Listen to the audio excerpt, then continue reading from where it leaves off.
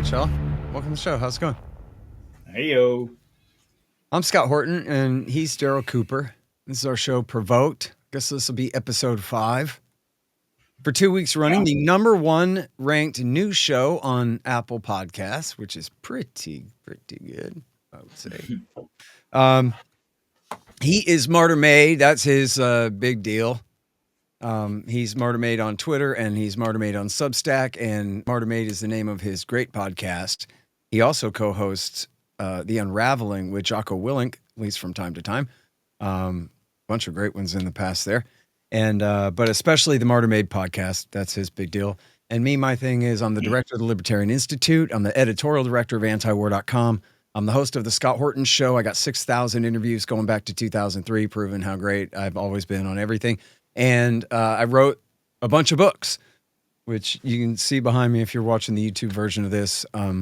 Enough Already is the one about the Middle East, and Provoked is the one about the wars in, or the Ukraine war and the lead up to it there in Eastern Europe. Before that, even though this one's over, if you're into this kind of thing, or if you fought in the thing like a guy in my email box yesterday, then you might want to read Fool's Errand about Afghanistan as well. But that's basically what my thing is. And so I'm here to talk about the bad news with my buddy. So how are you? I'm all right. I think the last time we talked, I was just about to go in to do my Epstein interview with Tucker. And how did that go?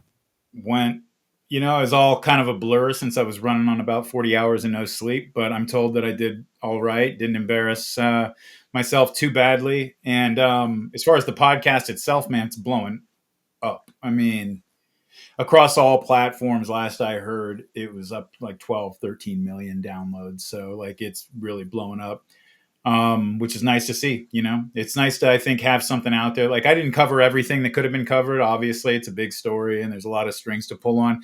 But I think I laid out kind of the basic case that there's something going on here that we deserve answers about. And I think I put it all kind of laid out in one place.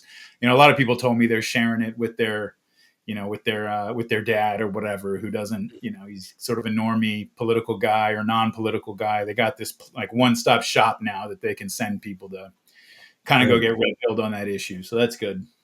Yep. And look, as far as, I saw there was a thing in the Mother Jones someone sent me where they say that I'm a conspiracy kook for saying that Epstein may have been connected to Mossad. And I was on this guy's podcast that they don't like is the only reason they brought me up anyway. But then I'm reading in the New York Times today, there's an op-ed where the guy wrote a book about it and said, I've been covering Epstein for decades. Here are 9 questions we need the answers to, and including which all intelligence agencies was he connected to, domestic and or foreign. These are absolutely legitimate questions, according to the op-ed page of the New York Times paper of record today. So you're still a kook, Daryl, for saying what you say, but when they say it, okay, good.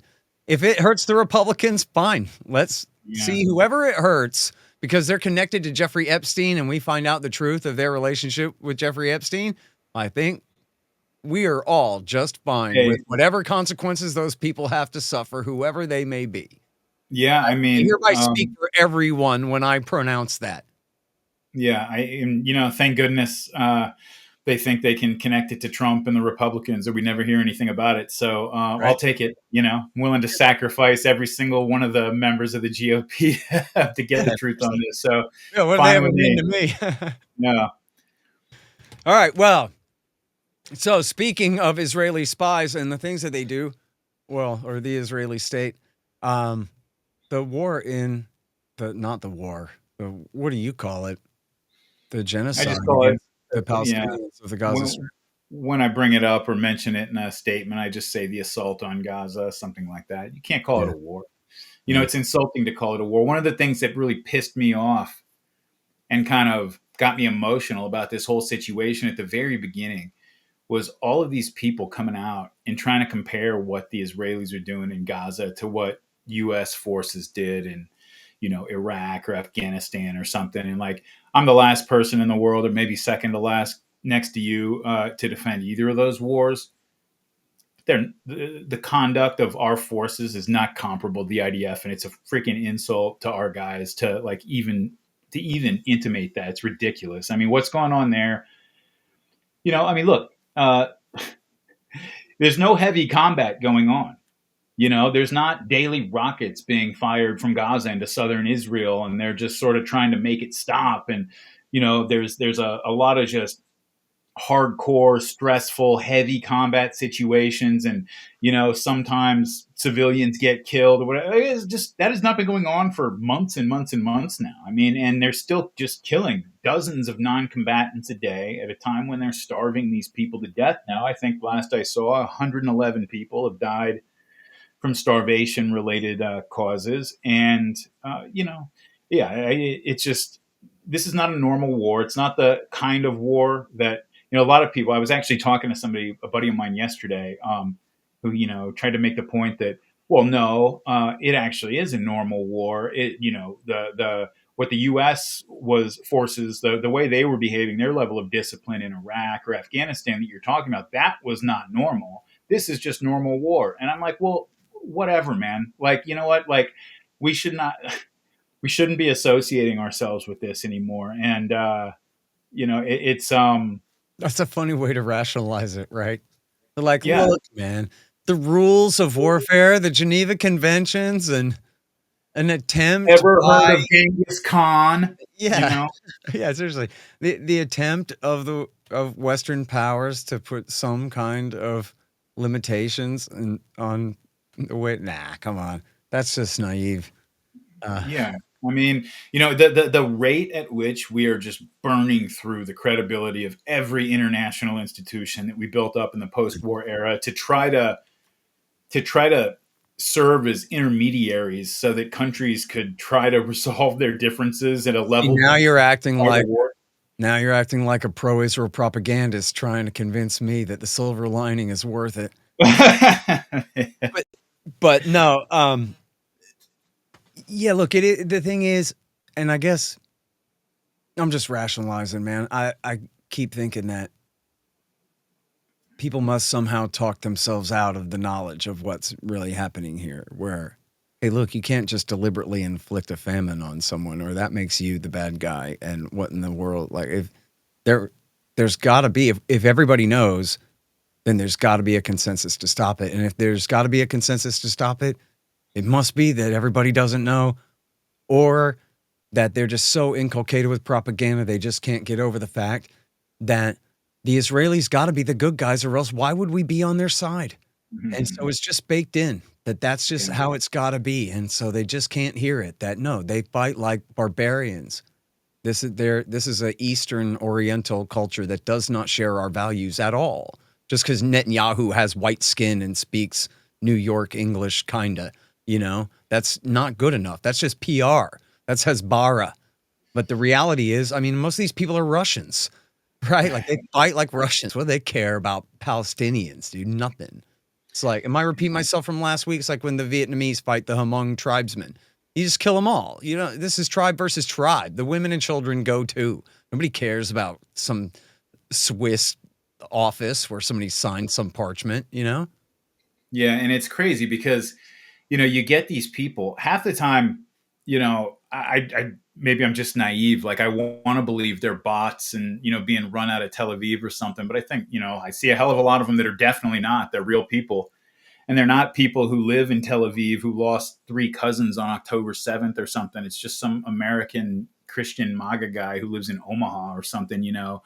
But they will all tell you, like, the official line from that side is that, like, every humanitarian organization, every journalist, every doctor, every priest, the UN, the International Criminal Court, countries like Ireland, like, just they're all lying, and they're lying because they got something against Jews. And we're supposed to treat that like it's a serious statement. Like, it's not completely ridiculous, and it should almost be disqualifying that the person's saying, but people don't. People are kind of afraid even to, like, I mean, not like maybe a lot of the people who are listening to this show who are kind of like locked in on this side of things, but even people who kind of have a problem with what's going on, they want to say something, or they start to say something, they get hit with that. I see it in real time all the time. They don't know really how to respond. And the way you respond to that is be like, that's the stupidest thing I've ever heard. Just, I'm not talking to you anymore. It's a ridiculous, it's insulting that you would even say that to me. You know what I mean? But people take it seriously. And like, we're kind of, the official sort of discourse, we're supposed to take that seriously, you know? It's funny because on antiwar.com today, it's 10 more Palestinians starved to death in Gaza under Israeli blockade as over 100 aid groups sound alarm. And so here's where you have all the aid NGOs are just absolutely demanding a ceasefire, including Doctors Without Borders and whatever, the whole list. I'm sure Amnesty and HRW, whoever's on there. And I got cable TV again because what are you going to do, man? I got to do it. So I was watching the news, and they had some pretty good coverage of what was going on the BBC. But then I saw on One America News Network, which I've been a guest on there a couple of times. Man, they're good people, mostly, but just the way their structure is produced. Also, some aid groups said that they wish that the war would end and that the UN would be allowed to administer some aid. In other news, and there's nothing to it. You would not get the idea that anything bad was happening other than UN and left-wing so-called humanitarian groups are whining about something. Like that was the headline, was groups whine, not poor Palestinians are starving to death and people are absolutely desperate to try to intervene somehow to save them and can't and are, going crazy at their helplessness in the situation and blah, blah, blah. None of that's in there. If you're just, Joe Republican sitting at home watching One American News, you're not going to get this message. You're just not going to find out. You'd have to have, your son come to him with the Martyr Maid thing to break through. That's what it's got to be. There was that joint statement. I don't know if it came out today or yesterday, but very recently from a bunch of the big journalistic organizations, AP, Reuters, a bunch of them put out a joint statement saying that their journalists there in Gaza are to the point where like they're starving, and it's like that kind of just tells you right there. Like if they're starving, then imagine just the poor Gazan who didn't have anything, a pot to piss in before the whole thing started. Like what condition they're in now. You know what I mean? Yeah. And again, like you just have to keep going back to the fact that like, this is not like Hamas, who, whatever you want to even call that now at this point. Now the whole city's destroyed and the population is just completely scattered and wrecked. Like Hamas is not able to put together like even a fire team level squad to go on their quote unquote operations, which is like some dude taking a pot shot at a patrol or like guys trying to plant an IED somewhere for a, for an APC to drive by. I mean, these guys, they can't put together a 5 or 6 man squad for a combat operation. And so, to treat this as if like there's still, there's a war going on and, things terrible, war is hell, things happen in war. And gosh darn it, we can't let the enemy take the food. It's just all ridiculous. Like none of that has been going on for a long time now, and that is the key point everybody has to keep in mind. There's no war going on. There is no war going on. This is a one-sided beatdown and they're going around shooting the survivors right now. Like that's it. All right. So, as long as we're talking about that, let's go ahead and skip to the point. I mean, this is just one small anecdote. Maybe we'll get back to it in a minute. Israeli soldier. We use children as human shields in Gaza. We talked about this before. They officially call it the Mosquito Protocol.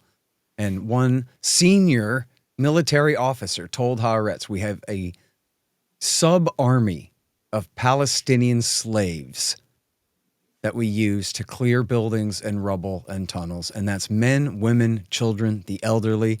Imagine somebody kidnapping your grandma and forcing her to go wade through rubble because they think there might be a booby trap in there, a foreign occupying army that blew up the building in the first place is why it's rubble. And this is insane stuff. Steven Spielberg could make a movie about this if only some identities were changed around.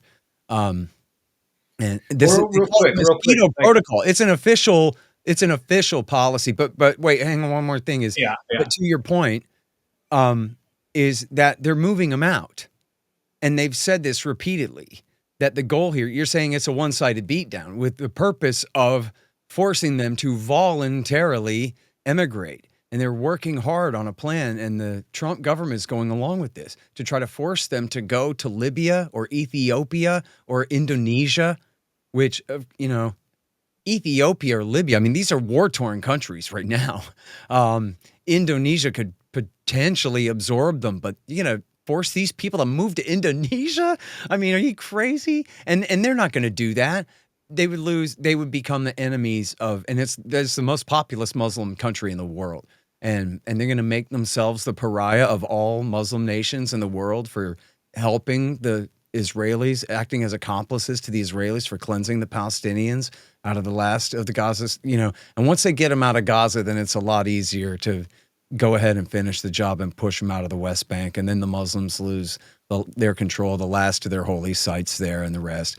Watch them blow up the Al-Aqsa Mosque and rebuild the temple and all of this stuff. And the Indonesian government's going to aid and abet all of that, be a part and parcel of all that. And then the Indonesians stepped in and said, oh, yeah, we'll help you get rid of these people. Yeah, I don't think they're going to play that role, but that's what they're pushing for. Maybe they could get away with it in Ethiopia or Libya where nobody's strong enough to stand against them. You just force them to do it somehow. And I don't know exactly how that's supposed to work. And I don't think that the people of the Gaza Strip are going to give in either way. As long as there are fighting age males there, they will have a rifle and an ID, Makins at least, to set off booby traps and roadside bombs and whatever. They still have tunnels under the ground to fight in. The IDF says, and there may be political reasons behind this, Daryl, I'll be interested in your opinion, but they say that there's just as many Hamas as there were before. I mean, maybe you've erased their command structure, but there's still 20,000 armed men hiding in a tunnel who aren't leaving. And I don't know if the numbers are still the same. I believe them that their counterinsurgency doesn't work. And I know that they certainly have the will to fight. I don't know if they truly have the capacity to continue to keep up the fight here. But the Likud, Benjamin Netanyahu made a deal with people far to the right than any groups he had ever made a deal with before to stay in power back in, I don't want to get the year wrong. I guess in 22, right? Is when he came in with Ben Gvir and Smotrich and these guys. And they have genocidal intent. They made it completely clear. And Netanyahu himself instructed the IDF, the enemy is Amalek. And you remember what the Bible says about them. You're supposed to kill them all. And those were orders, right? He didn't just say that in a public speech. He said that to the officers leading the army, that those were their orders to annihilate these people. So there's, and people, no matter, I'm probably repeating myself, but it's worth repeating that no matter what you think of the ICC, I mean, you don't have to respect the institution at all. But if you just go read their preliminary indictment thing, whatever they called it, their first little judgment that they issued there, it's just full of citations of Israeli officials making their intent clear. And that's always part and parcel of genocide, is the intent, and expressly stated intent. The Tutsis are all cockroaches. They're the tall trees. Cut them all down. So we know that this wasn't the heat of the moment or something. You guys had a plan and instructed people to carry it out. Same thing here. You call them Amalek. You say you're coming to kill them, and then you kill them, then we know what's going on. That was what you decided to do, annihilate their society. And they're only going as slow as politics necessitate, but they don't look like they're stopping. And by the way, where's the political controversy here? Everybody's upset with Trump for bombing Iran for a couple of days, and they should have been, and that's not over yet. We're going to talk about that in a minute, but what about him being Joe Biden in Gaza and helping Netanyahu continue to annihilate these people? It's just, I mean, you look at it, just everybody just turn on BBC today for 10 minutes, and look with your own eyes. How about that bill that Massey and Marjorie Taylor Greene put up recently to not cut Israel off, to reduce, I think, the military aid we give them by $500 million, something $500 million, drop in the bucket. They wanted to reduce it by really a symbolic reduction. And I think they were the only votes, certainly in the Republican Party, they were the only votes for that bill. And, AOC voted against it, and anytime you have an issue like this where, you look at any poll and the American public is split, the world is split, the European public is split, everybody's split, except for the U.S. Congress is 99.5% all in one direction. You always have to just ask what's really going on there, and it gives you a glimpse into how power actually operates behind the scenes. And, hint, hint, it's not people trying to get the most votes or something like that. I mean, it's a sad situation, man. I mean, when you look at and these are the things that are going to be in the history books, the things that right now are just sort of part of the debate and back and forth news stories and editorials. But eventually this stuff's all going to be written down in a coherent way in history Yeah. books. And what they're going to see is, like you mentioned, Ben-Gvir. You have to imagine that, like, we had a Secretary of State, which is basically his position over there, who was a member of who's like a leader of the White Power Party, who had gone on record talking about how Dylan Roof was one of his heroes, because that's Ben-Gvir is one of the leaders of the Jewish Power Party, and he's on record saying that Baruch Goldstein did the mass shooting up on the Temple Mount in the 90s is one of his heroes. He visits his grave on a regular basis, has his picture on the wall. And I mean, this is not a guy this is just a straight up mass shooter. I mean, he just went in and just started massacring a bunch of civilians. And you have like their Secretary of State equivalent saying that this is one of his heroes. I mean, people are going to look at that and they're going to say, I mean, what were the people who were denying what's going on here, like outside of Israel, people in our country, people who were denying, what were they even looking at? Like, this is the most obvious thing that look at the Turks in 1915, look at the Germans in the 1940s. They weren't anywhere close to this open about what they were doing, I mean, even to their own people, they would like speak in coded language and kind of like tone it down for certain audiences of their own people, even, let alone the global, the global environment. And so, they certainly didn't have like SS officers uploading videos from Treblinka to Telegram every day like we have IDF soldiers doing from Gaza. It's crazy. Yeah. No, it is. I read a great piece this morning in Mondo Weiss by Mitchell Plitnick, who is, I don't know how left he is, but progressive American anti-Zionist Jew and a great writer, great journalist. And he wrote about how the leader of Mossad came to Washington to meet with, I'm sorry, man, the real estate guy, Witkoff, to meet with Witkoff and on their great Gaza plan, which is this ethnic cleansing program. And Plitnick has all the moral authority and all the Jewish identity he needs to hide behind, I guess, or whatever, to say that, look, man, this is exactly like Adolf Eichmann. If you listen to the way that they talk about this, where it's just, hey, I'm just doing my job, putting these people in boxcars, you know what I mean? Where it's like, my job is accounting and making sure there are enough boxcars, whatever kind of the bureaucratic box ticking required to get these people killed and cleansed and eradicated out of there. And how, this is the problem with the Godwin's Law thing.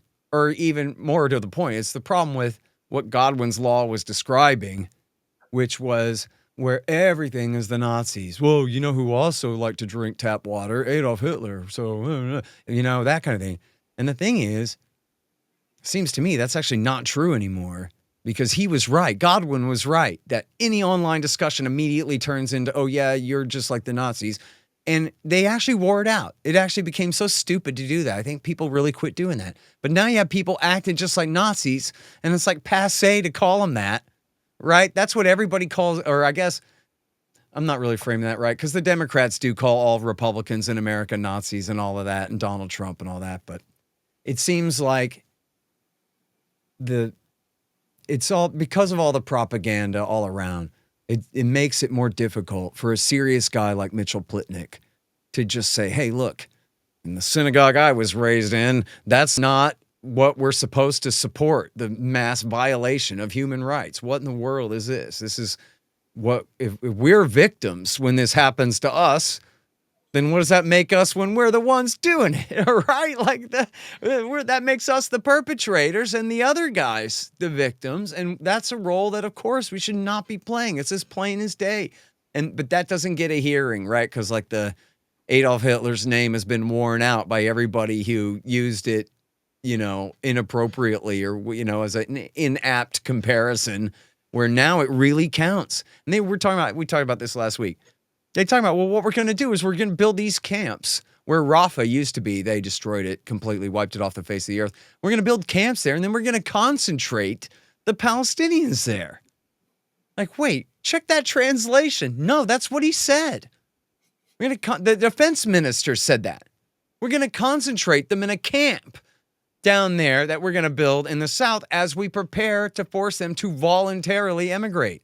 I mean, this is what the National Socialists said about the Jews in the Second World War. Mr. Historian, back me up on this. Like that. All we're doing is transferring them to the East. And first we got to concentrate them in these camps. See? Like, yeah. Why? And some of these guys still got their grandparents' German accents, I guess, you know? Yeah, in the intervening years, they didn't get the memo that we decided to start calling those strategic hamlets. You're not supposed to actually call them concentration camps anymore. But exactly, it's interesting to talk about their whole build. Yeah, how like you talk about the way that something like the term Nazi has been sort of saturated to the point where you're confronted with the real thing and it just doesn't really stick. It doesn't really mean anything. And it's not because like, it's not even like a boy who cried wolf thing exactly. I don't think it's more just that, we're in this weird new environment, right? Where, they have less control over the media than I just mean like the people in charge, the people who used to control the narrative with an iron fist have less control than they ever did before. There are more ways for people to get counter narratives out and reach huge audiences. All those things are all true. And that's good.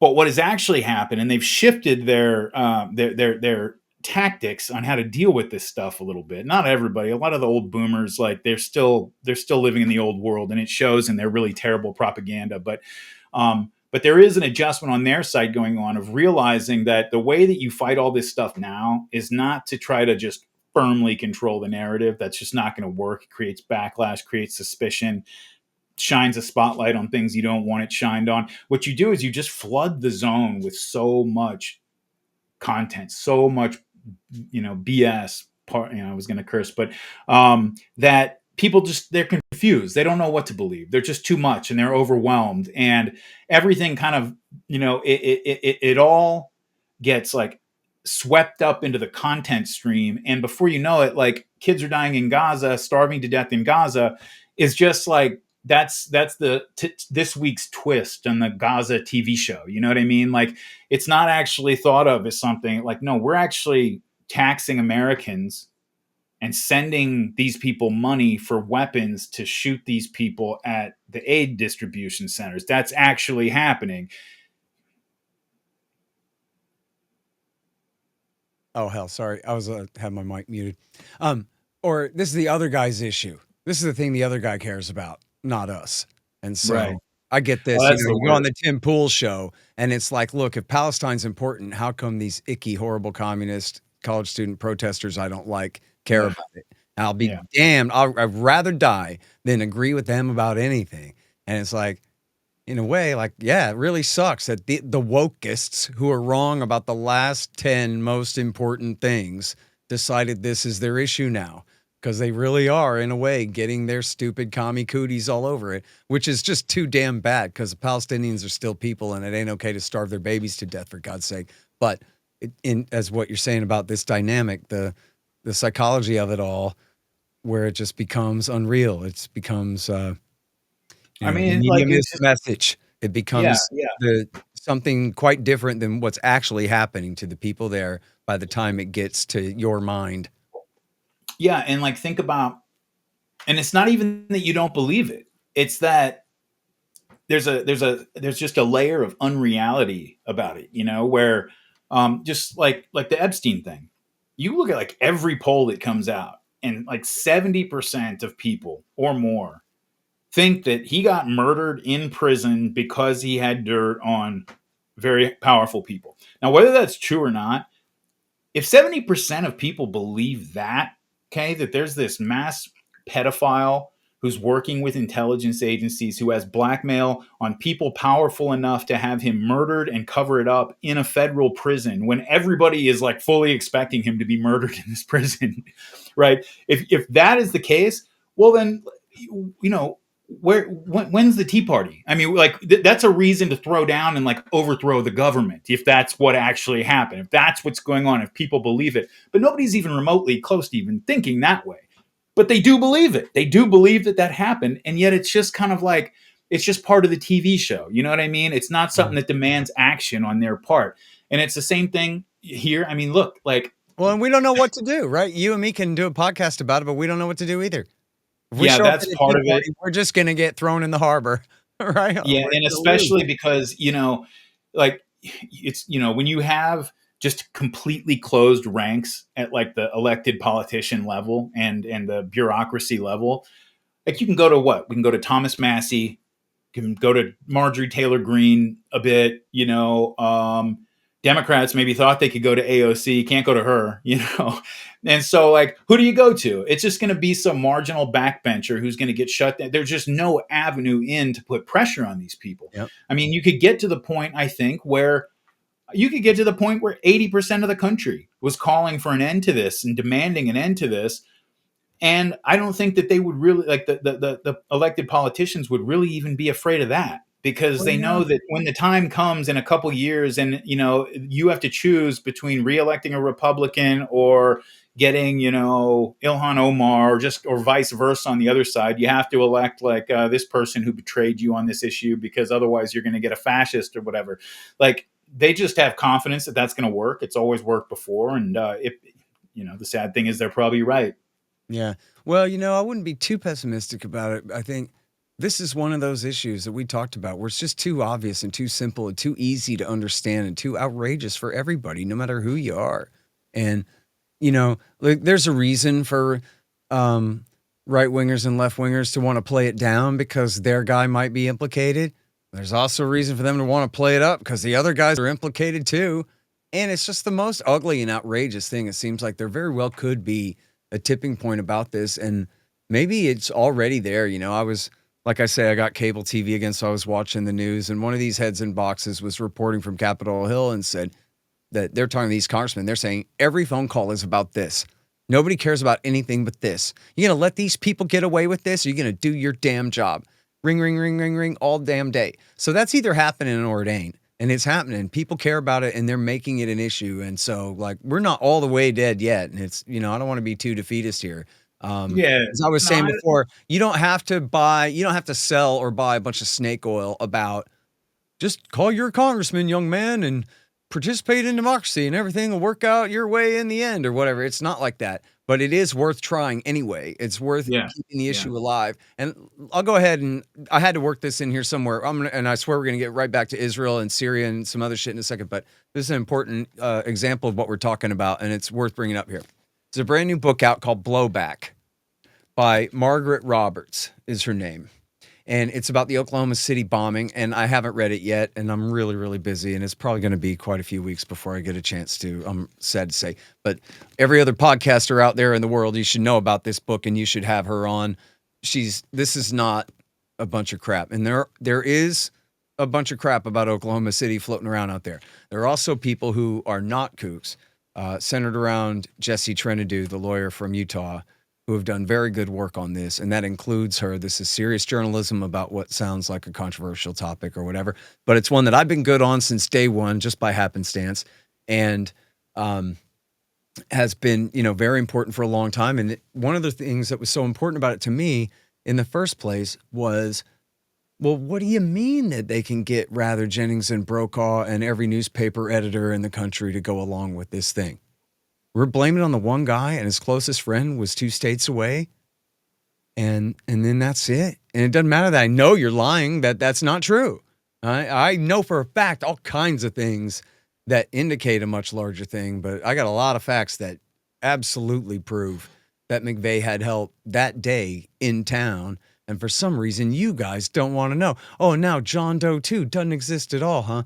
And so to me, and I know a lot of people feel this way about 9/11, that if only I could get everyone to understand that that's how corrupt American power is, that some guy could be friends with a bunch of FBI informants and then blow up a building full of a bunch of U.S. government employees and their babies at their daycare, and that the government would clamp down and cover that up and blame the whole thing on one guy, and that the media, the entire media from Portland, Oregon to Miami, Florida, would essentially conspire with them to do it. In fact, it's one of the reasons I became too much of a New World Order kook, because I was like, well, it must be the Freemasons or the Skull and Bones or this weird secret network of power that coerces people to go along with this, when in fact, no, they're just a bunch of idiots. You know what I mean? The editor of the Austin American-Statesman, he didn't want to know better. He didn't know better, right? But to me, if I knew better, then they must all know better, I thought, and whatever. But anyway, the point being, I thought this is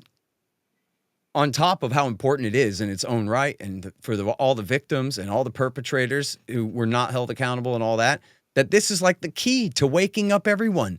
Don't you see how completely corrupt America is? Our system of government is right now, where essentially a bunch of FBI informants can blow up a building and the Bill Clinton government and the entire American media will let them skate, and the Republicans won't hold a single hearing in Congress, even though they control both houses, and they do nothing but investigate Vince Foster all day long, but they don't want to touch this one. Never held a single hearing on the Oklahoma bombing. And it's the same kind of thing where it's like, okay, at some point, I know the needle's going to scratch off the record. Everyone's going to stop and say, hold on, we want 1,000 indictments against 1,000 senior officials, or nobody's going back to work again. We're just not going to participate in the system anymore. We want accountability for all of these guys. And just doesn't seem to happen. But I can see why, these issues keep coming up, and then we invest a lot of hope that like this is going to be the thing to make people realize that, like, how can it be that you would have someone get away with this much murder, figuratively speaking, and then be murdered and all of the things as you describe it there, this massive network of power. As we talked about last week, the hundreds of cell phones that we see their location data as they go to and fro from his child rape island and all of this stuff. Like, how can it be that they're going to escape? It absolutely should be the kind of thing that would lead to some sort of major change. And the thing is, though, is I think it is. Certainly on the small scale, it's breaking through people's minds all over the place and shaking them out of it in the way that I always hoped Oklahoma would 30 years ago. And so I don't know. I don't have a plan, as the Kagans say. There is no articulatable plan to the desired end state, but we're going to do this anyway. We don't have another Ron Paul in line ready to inherit the power and do the right thing. But we can, at the very least, we got to do the hard work of discrediting the people in power who do not deserve it and are probably the least deserving of it that we could possibly have. And for another example, their support for al-Qaeda in Syria over the secular Assad dictatorship there that had the support of the majority of Sunnis, as well as the Shiites and the Alawites and the Christians and all the other sects. We waged a dirty terrorist war against them, and then a massive economic war against them. And then with Turkey and Israel, helped Israel destroy Hezbollah, and then worked with Israel and Turkey, particularly the Turks, I guess, to help al-Qaeda break out of the Idlib province and sack Damascus last December.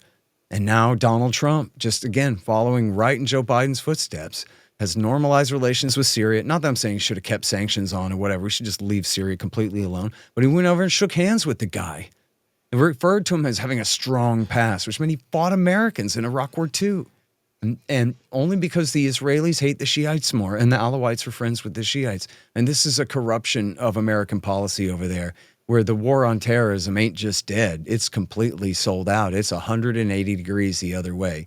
We're back on the side of the bin Ladenites and they're back on our side, and this kind of deal is intolerable and continuing on. It's another one of those things that ought to just really shake people's heads out of it. That like, think of how many Americans got on board for the I hate and fear Muslims and let's have a terror war program for 15 years there. And all in the name of stopping bin Ladenites. But the policy is, no, I heard we hate Iran more than Osama bin Laden. Why? How could that possibly be that you do? Because the Israelis insist. That's the only reason.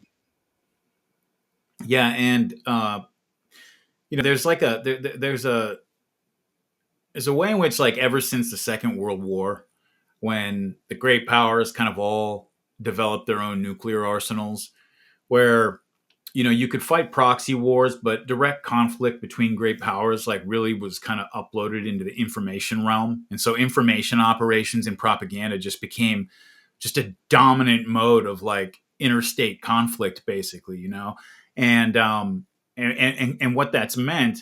And partly the other, the other reason for this is just, that, or I would say corollary to that is that, subversion became a primary weapon of both NATO and the Soviet Union to use against each other. And it led both sides to engage in like a level of government secrecy that it just wouldn't have been. I mean, it just wouldn't have been tolerated in the past. It was just something where it became fully expected that the government, well, they have to lie to us about everything all the time, because if they don't, then the enemy is going to know the truth. And so this is what's going to happen. But everybody kind of knows that that's the case. And it's the case with every country. And so everybody's kind of living in this chaotic information environment where they don't know what is true or not. And so all they do is clan up with the people who seem like they're on their side and go along with that. And it's made it though, so that, I mean, look, when you look at like the Oklahoma City thing is a good example. Like I've only read, what is it? Aberration in the Heartland of the Real. I think it's the only full book I've actually read on it, and I've listened to your stuff on it and other people. But, I could see a world where the story is, we were keeping an eye on these guys. We were developing informants, doing all this stuff.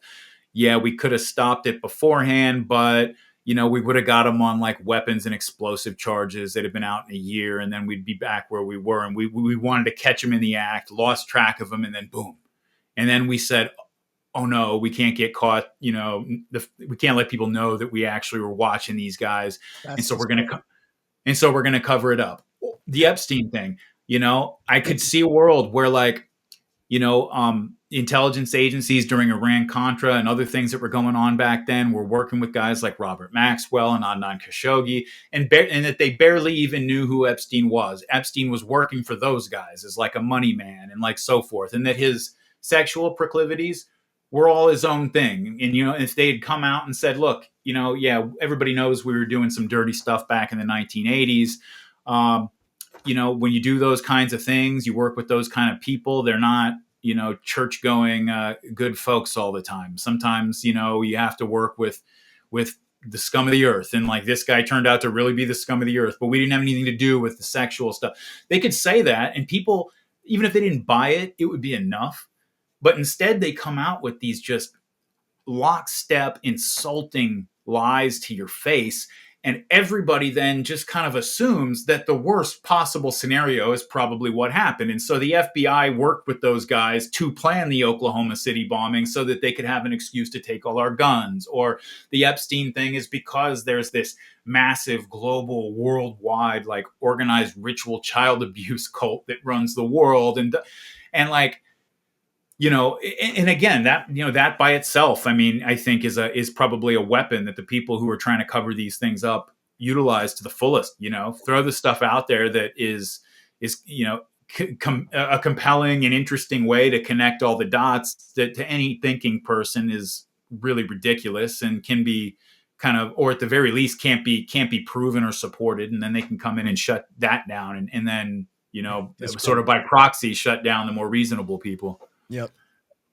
Yeah, no, I think that's true. And I'm sure there's a CIA manual that's been published somewhere along the line that even says to do that. You know what I mean? When people are on to us, make up even more stuff along the same lines that ultimately won't pan out and, discredits the whole thing. It's a pretty obvious. Yeah, there was that, I remember reading about it.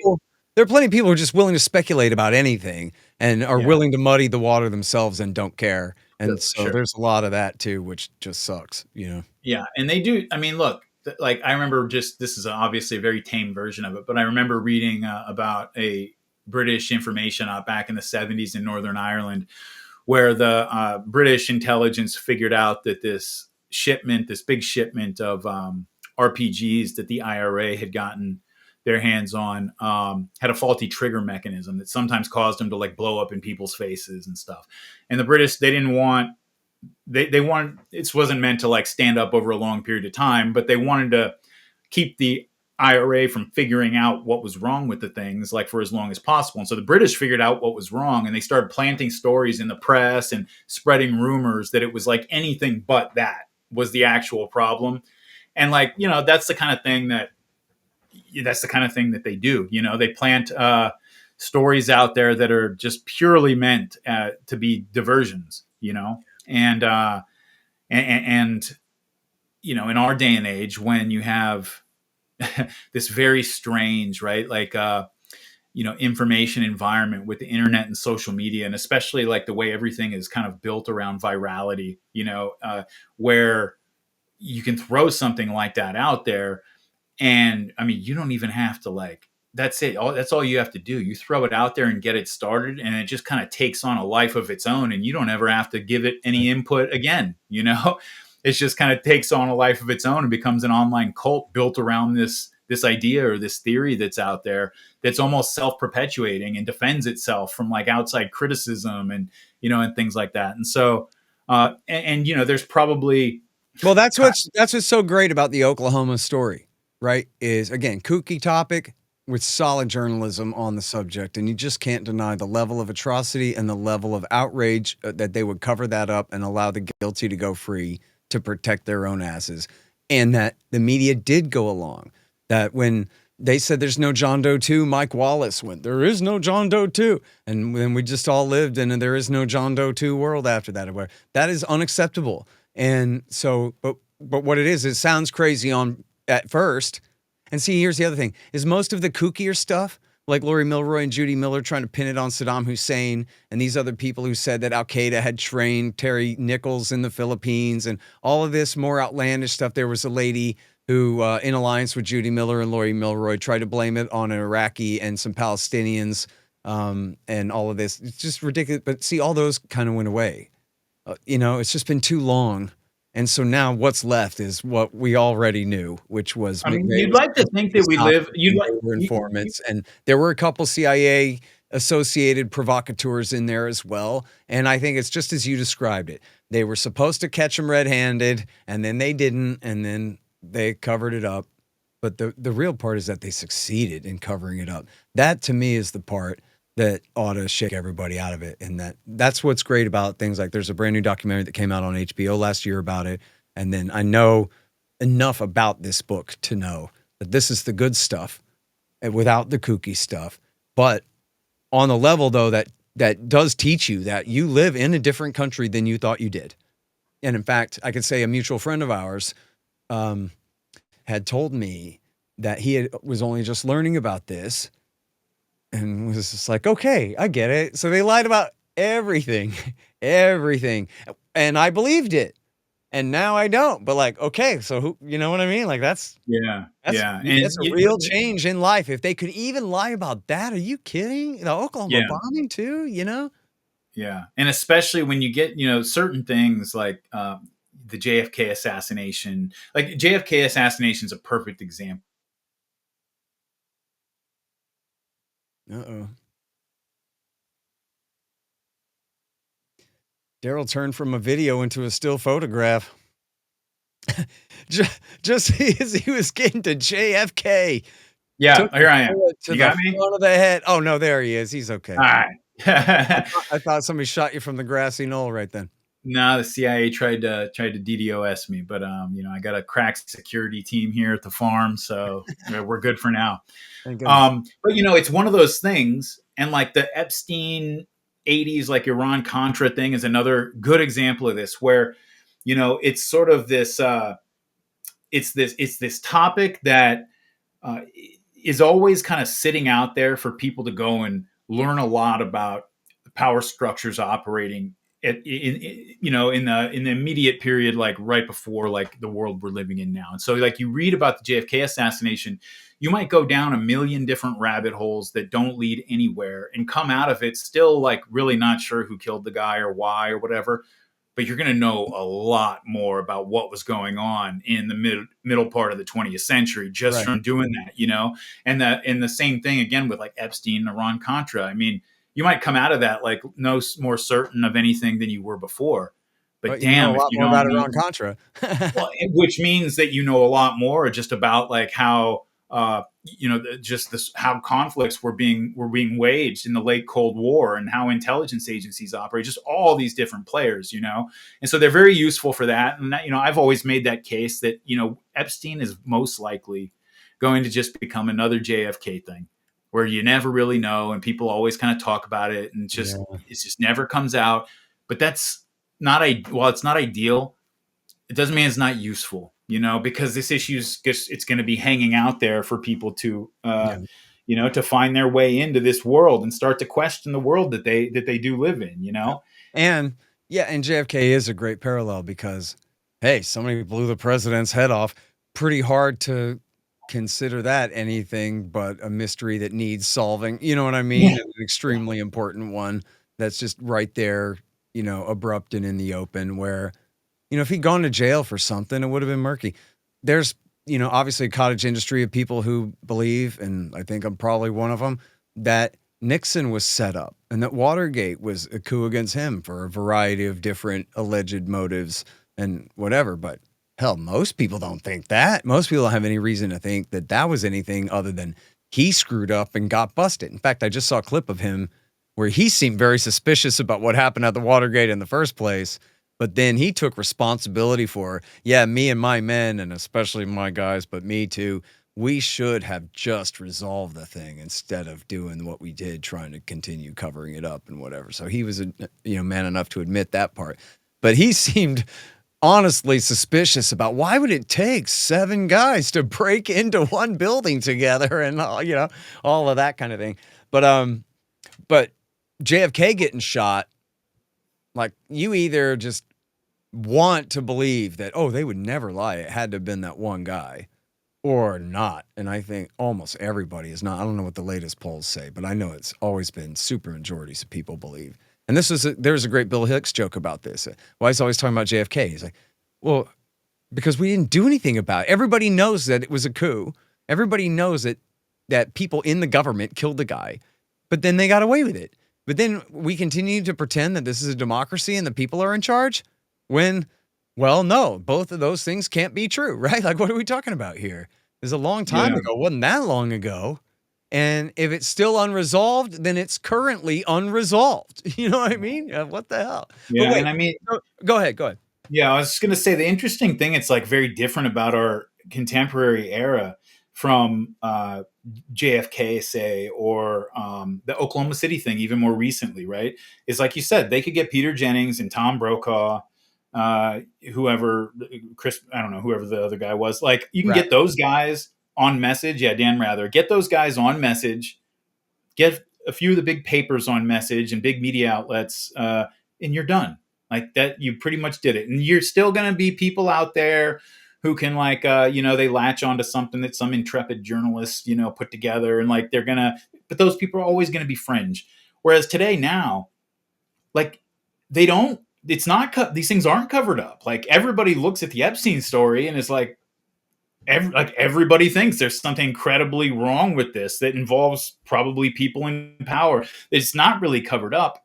Same thing with what's going on in Gaza. There's no cover up. Yeah. It's just pollute the information environment to such an extent that people are kind of overwhelmed with information. They just don't know. They don't know how to respond to it. In fact, so this is the last point I want to make about Gaza, and then we got to talk about a couple things. I guess we're going to go ahead and go over half an hour here. I think we should. But on Gaza, I was watching today where I'm pretty sure it was on the BBC. Or no, it wasn't actually. Did you know that ABC News has a 24-hour cable TV news channel? I didn't know that. So I started watching it. And the lady, they were showing pictures of the starving babies. And then the lady, she gave an adversarial interview to, I forgot the position, but an Israeli official, I believe a military official. Anyway, but whatever. And I don't think he was just a spokesman. I think he, had a real job. But he was saying, look, man, you're right that people are going hungry. I ain't saying that. But I am saying it's all Hamas's fault. Hamas, they're intercepting all the food and keeping it for themselves and keeping it away from everybody else. And that's why it's not our fault. So, well, I guess second, I want to hear what you have to say about that. But first, I called Dave DeCamp, who's our news editor at antiwar.com, who reads and writes about this stuff all day, every day. And if people aren't reading antiwar.com, you're cheating yourself. This is how you know this stuff is read antiwar.com. But Dave writes it, and he's my guy. So I called him, and I go, hey, man, so I want to know, like, the most of what you've seen of that, because I think that must be true, right? I'm not trying to take the Israeli side, but I know that the aid always goes to the fighters first, no matter where you are. You know what I mean? So that's got to be right? And Dave said, well, yeah, that's what I would think too. But I've seen virtually no reports of that, like maybe one or two rumors and statements and things. But like, essentially, you just have Israeli sources claiming that, and it doesn't seem to be a widespread phenomenon that the fighters are just intercepting the food here. And that instead what it is it's just the severe lack of it. It's the quantity versus the demand. They just are not letting in enough trucks. They're holding them back at, these checkpoints and those checkpoints all over the place. And so that's what's causing it. So seems like a major and important talking point. I don't know if you can still hear me, Daryl. You seem to have frozen up again.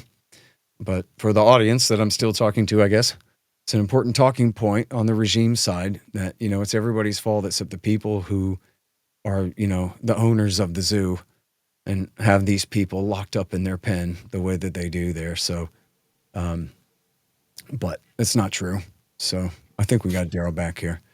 So were you able to hear all that? Yeah, geez. Yeah, it was the JFK hit squad got him again. But I'll just ramble for a minute until Daryl can fix his signal. It's part of the price of living in his own little private paradise in Idaho there. You got to get him some fiber optic lines. I'm old and need reading glasses. Yeah, Russiagate.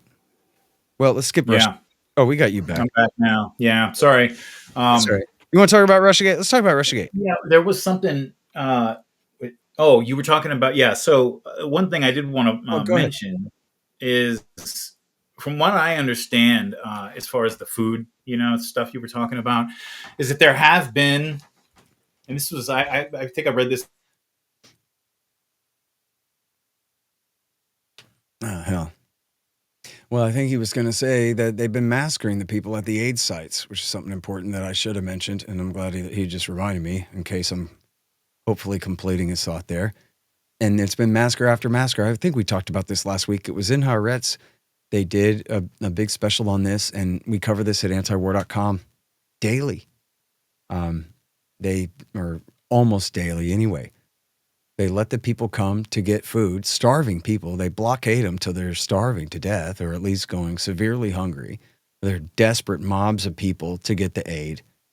And then they blast them with either machine guns, fully automatic machine guns, and even artillery shells. They blast them with artillery, men, women, and children. And you got the soldiers saying, yeah, and I asked my commanding officer, man, are you sure, sir? And he said, do it. So I did it. And this is all right there. And they admit it. They have Army officers confirming as well. And they're just massacring these people. And again, it's on antiwar.com today, that article from the New Arab, where, again, further reports, again, confirming Haaretz about their official policy of using Palestinians as human shields. They always accuse Hamas of using human shields for firing rockets from densely crowded areas, populated areas, which to a degree is true. Although they oversimplify it, right? Where human shield has a definition. Firing from near a civilian area is its own thing, and you can just call it that. They call it using a human shield, when they literally, at times, you can find pictures of them where they tie a Palestinian kid to the hood of their Jeep as they're driving through. And these reports, again, with their own admissions in Israeli press of forcing Palestinian, and not captive Hamas terrorists, but of just regular civilians and forcing them to clear the rubble and all that. So now you got your Wi-Fi straight. You want to talk about Russiagate? Oh, man. You need to plug into your Ethernet, young man. Ethernet. All right, so I'm going to go ahead and talk about the Ukraine war because I want to talk about Russiagate with Daryl. But I'll tell you about the Ukraine war for a minute. There's a really great war analyst. I hope you guys watch. His name is Matt Williams, and he's an Australian veteran of Afghanistan. infantry guy there, and I interviewed him on my show a few weeks ago, and he goes by Willie OAM on YouTube, and he's a great analyst. He's poor guy's got brain cancer right now, and I know he's undergoing treatment. I hope he gets better. But he does brilliant analysis of the maps every day and the news on the war in Ukraine, and he does cover Gaza and covered Iran and all these things. He's a great military expert, but he's really been an expert on what's going on the ground in Ukraine, where the Russians are just on the ascent, and they kind of have Provoked, this city in far western Donetsk, like 3/4 encircled, and seem to be taking their time closing the loop there as they're grinding up Ukrainian forces. And well, at the same time, they also were making moves. I was watching him this morning. He was talking about how they're making moves in Sumy as well, adjacent to Kursk, where they've now forced the Ukrainians all the way back out again. And then there are massive protests in Kiev because Poroshenko's under fire because he signed this law or passed and announced an edict or whatever it was, reining in the anti-corruption organizations that I guess were making too many complaints about the corruption of the war. So this is helping to undermine his authority for what it's worth in the war. And then the last piece of news on that was that they had talks yesterday, the Russians and Ukrainians, but nothing happened. They agreed on a prisoner exchange. But as far as talks about the lines in the war, potential ceasefire, anything like that, all that was over, off the table from the beginning, and they walked out after 40 minutes. It was over. They did agree, I believe, to turn over 1,400 captives each. So that's good, at least for them. But the war is continuing on and no signs of any relief. And then as far as Trump's announced arms transfers over there, he said that the Europeans are going to supply it all and then pay us back and all this kind of thing. But then the Europeans disputed that, and I don't know exactly the form that that's taking or the degree to which that aid has been held up at all or what. But man, and that reminds me too about, we brought up Syria before. I didn't get to mention the fighting going on there, where you have the bin Ladenite government there backing Bedouin tribes fighting the Druze. And then you have the Israelis intervening in the name of protecting the Druze, when, of course, they're just, building greater Israel in southern Syria there and give a damn about the Druze. They'll kidnap the Druze and steal their property all day.